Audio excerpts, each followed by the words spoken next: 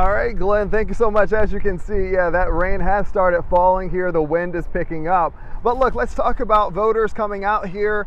The anticipation is high. They really want voters to come out. That is election officials saying that. And you know, we've seen thousands of people come out. They're being invited to come out today. Obviously, it's election day, but before now, we've had early voting and mail-in, and about 2 million people as of early this morning had come out to vote in those methods. Taking a look at the numbers here, the unofficial voter turnout, in our 5 local counties, the most ballots cast here in Palm Beach County so far, with more than 144,000.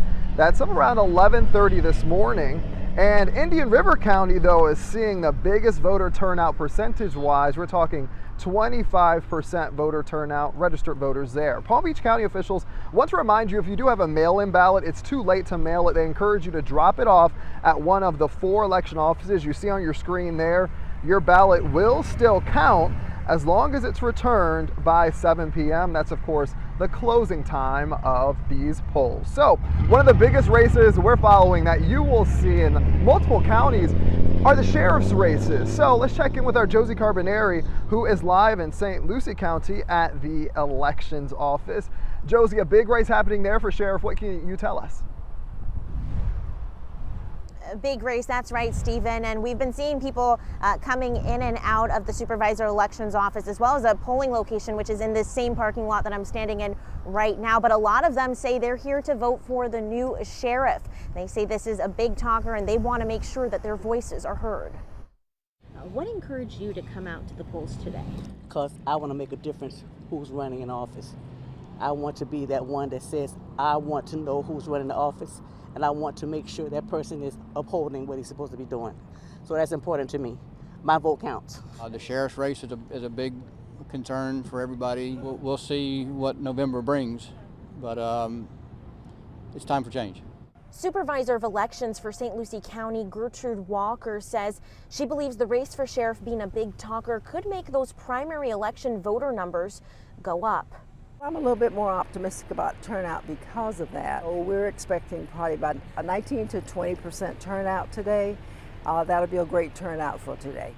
On the Republican side, current Sheriff Keith Pearson is being challenged by Richard Del Toro and Preston DeFrancesco. Pearson was appointed sheriff late last year when Ken Mascara retired. There's also a 4th person running for St. Lucie County Sheriff, but because Stephen Giordano is the only Democrat running, he'll automatically move onto the ballot for the November election. In Indian River County, incumbent Sheriff Eric Flowers is being challenged by Milo Thornton, as well as current Fellsmere Police Chief Keith Touchberry.